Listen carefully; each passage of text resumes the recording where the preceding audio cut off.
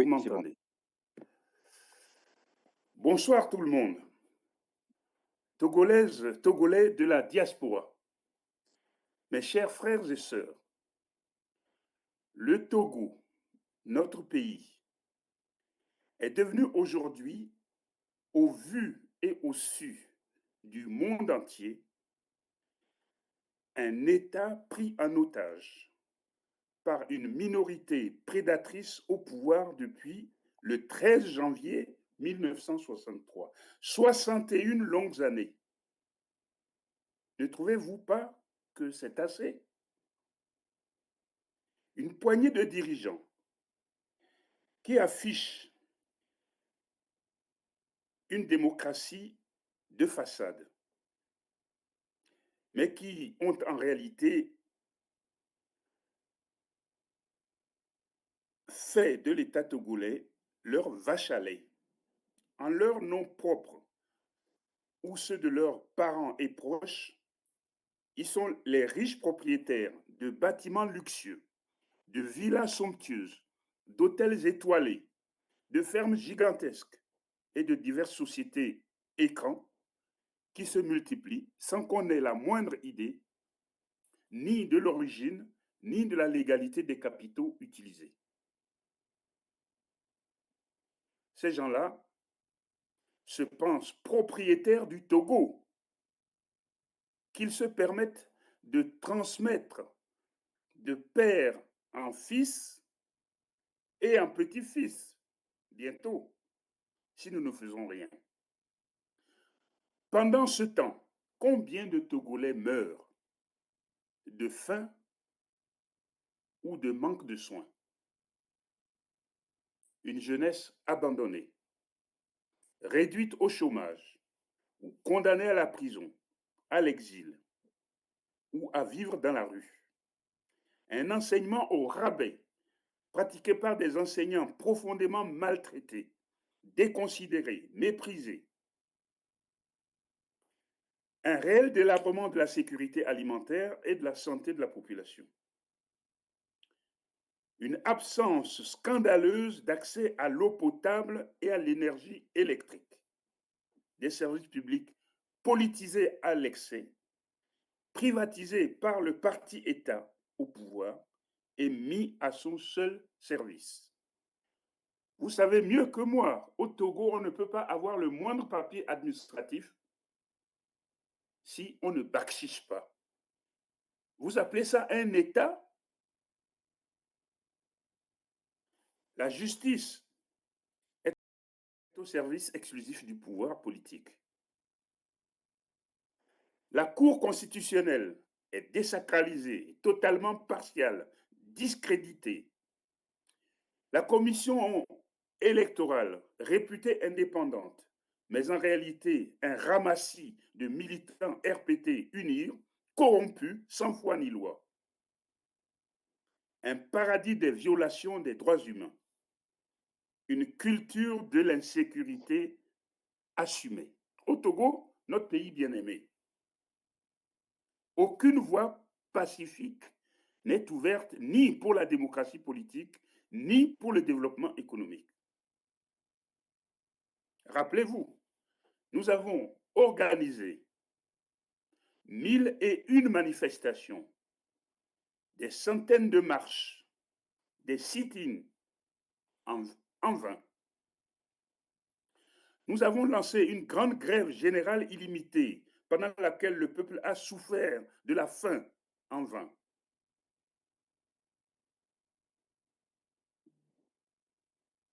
Nous avons accepté 26 dialogues avec le pouvoir. Rien n'en est issu. Nous avons accepté d'aller aux élections. Le pouvoir les a toutes détournées, trichant comme un malade psychopathe, bourrant les urnes, faisant voter les morts et même les bêtes sauvages, comme disait Amadou Kourouma, massacrant tous ceux qui contestent et même ceux qui doutent de la véracité des résultats promulgués. La vérité des urnes au Togo, on ne sait pas ce que c'est. Le pays est désormais à la croisée des chemins. Il n'est plus question de choisir, il n'est plus question que de choisir l'affrontement entre le pouvoir, minorité de pilleurs, de prédateurs, de profiteurs, bénéficiant du système et déterminés à se maintenir au pouvoir quoi qu'il arrive, face au peuple togolais tout entier, victime de viols, de vols, d'injustice. Nous avions tenté une solution pacifique de la crise que nous avons cherché et trouvé dans l'accord politique global de Ouagadougou du mois d'août 2006, signé par tous, mais jeté à la poubelle par le RPT UNIR. Nous aurions dû prendre conscience qu'il ne nous restait qu'une solution et une seule, choisie et imposée à nous et au peuple par le gouvernement lui-même, l'insurrection populaire et la violence. Le Togo, c'est une catastrophe humanitaire sans équivalent. Un gouvernement qui condamne à l'exil ses citoyens, vivants et même morts. Le Togo est un faux État, mais un véritable empire de la corruption et de l'impunité. Le Togo, hier surnommé Suisse de l'Afrique, et Lomé, surnommé quartier latin de la l'AOF, est devenu aujourd'hui la risée du continent et du monde entier. Incapable de nourrir, de soigner et de protéger ses propres enfants. N'est-ce pas à Lomé qu'on trouve des portions de rues goudronnées au milieu d'immenses gravats et que par dérision, les Loméens ont baptisé rue du Vagin, car c'est là qu'habite une des nombreuses maîtresses du président. Ce n'est juste rien que la risée du monde. Voilà pourquoi nous, fils authentiques du Togo, nous vous avons appelé et que nous vous appelons, vous tous, citoyens togolais à l'étranger, à travers la planète, ainsi que vos associations, à mettre fin à nos divisions.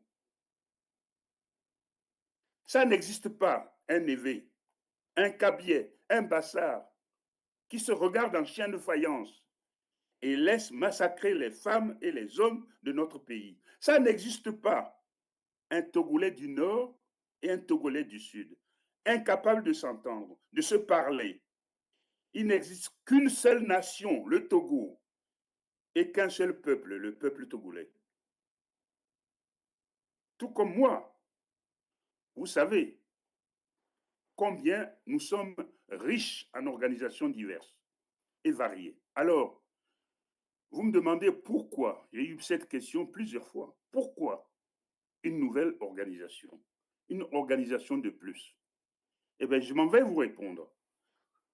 Parce que nous ne voulions pas, en choisissant un mouvement existant, prendre le risque de nous faire sonner les oreilles en nous demandant pourquoi celui-là et pas celui-ci, pourquoi pas le mien.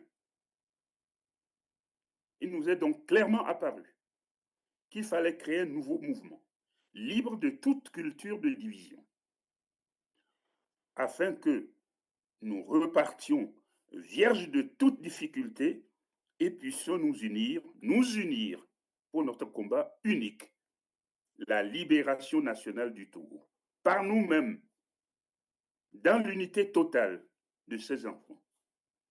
Finissons-en avec nos chicayas habituels. Je vous appelle donc à vous unir et à parler d'une seule et même voix, à marcher ensemble d'un seul pas ferme vers la fin de la dictature et la libération de nos parents. Nous, citoyens togolais, à l'étranger, loin de la terre de nos aïeux, représentants des organisations et personnalités togolaises indépendantes réunis ce soir, 20 juillet 2024, sur invitation du mouvement de la Renaissance du Togo, appelé Freedom Togo, Mouvement de Libération Nationale, MLN, venu d'Allemagne, d'Italie, d'Autriche, d'Espagne, d'Angleterre, des Pays-Bas, du Ghana, du Gabon, de la Côte d'Ivoire, de la République démocratique du Congo, de l'Afrique du Sud, du Mali, du Bénin, du Sénégal, du Niger, du Burkina Faso, des États-Unis, du Canada, d'Ukraine, de Russie, du Moyen-Orient, de l'Extrême-Orient, dont l'objectif est de promouvoir la démocratie, la bonne gouvernance, la paix et le développement de notre pays comme un préalable à la renaissance d'un véritable état de droit au Togo. Rassemblés dans une seule et unique structure civile, Freedom Togo, Mouvement de libération nationale, MLN, mouvement rassembleur né de notre révolte devant l'incroyable tentative de transformer la République du Togo en une monarchie, par la violence, par la force et par la triche. Cette révolte a vu explicitement le jour le 20 avril 2024, sous la forme de notre premier appel pour demander le départ immédiat et sans condition du dictateur.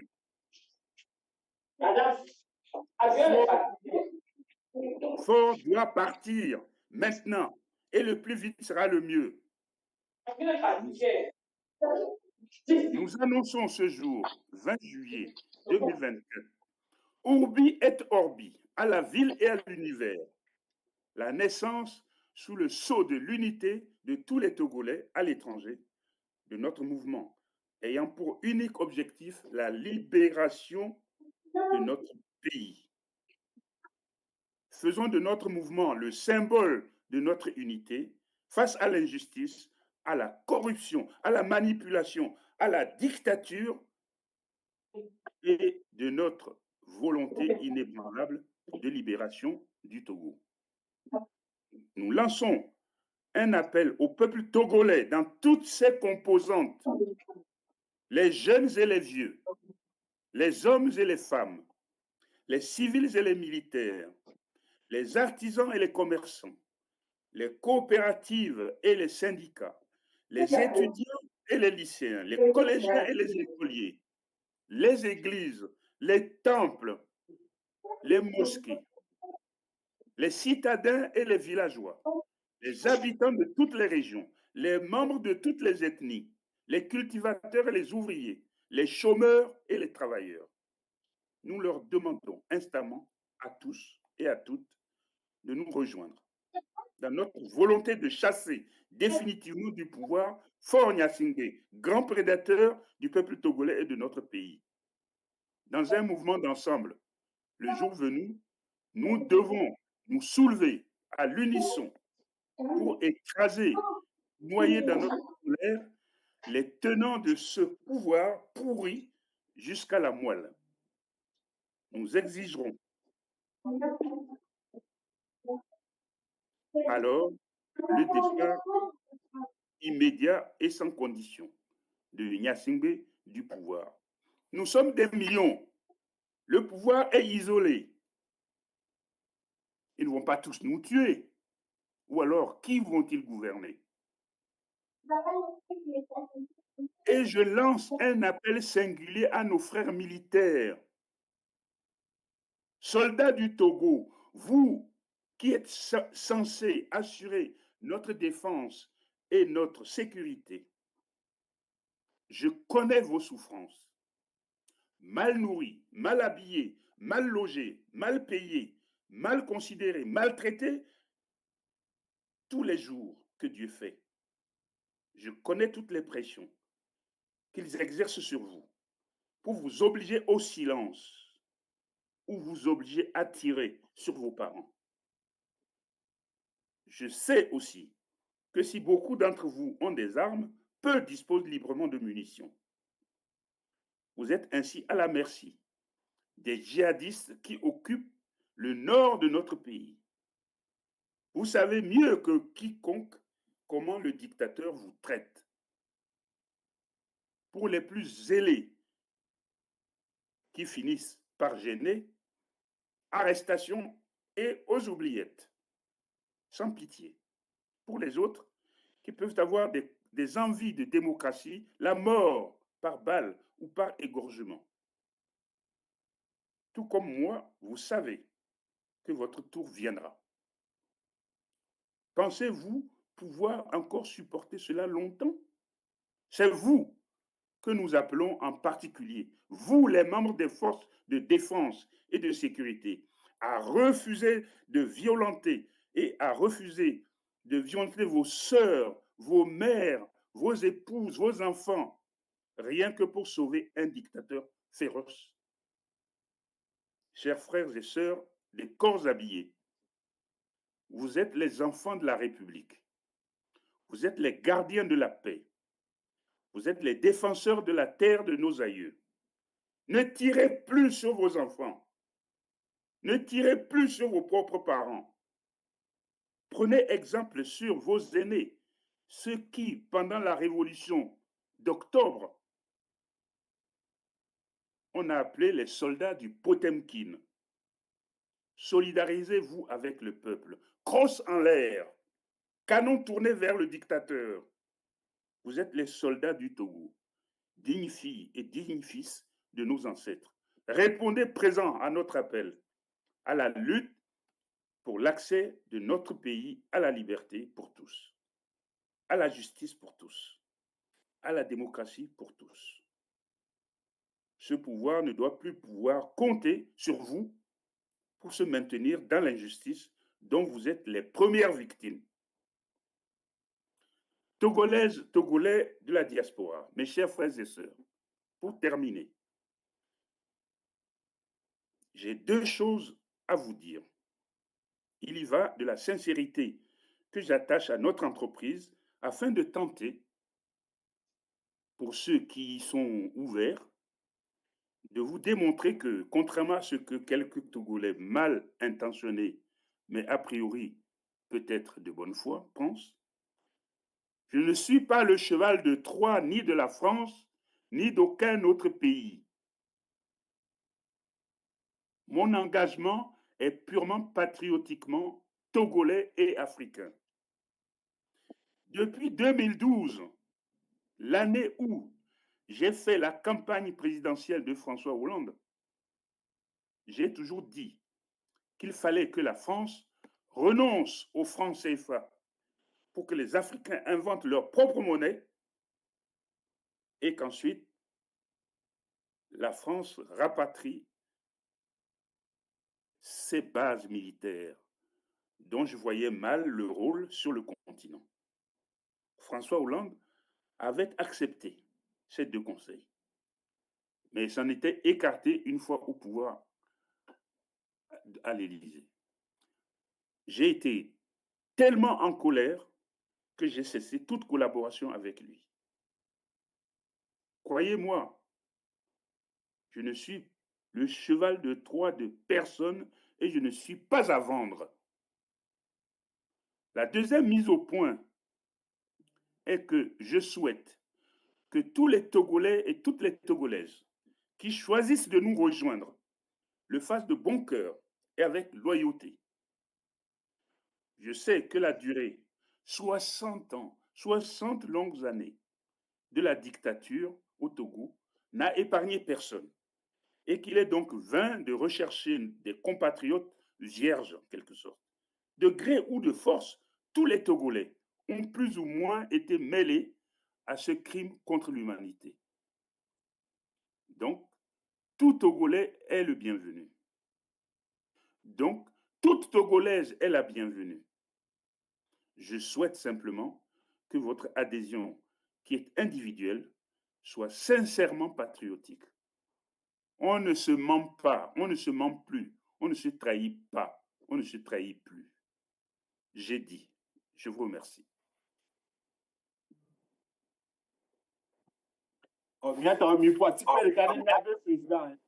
Merci. Merci beaucoup. Merci.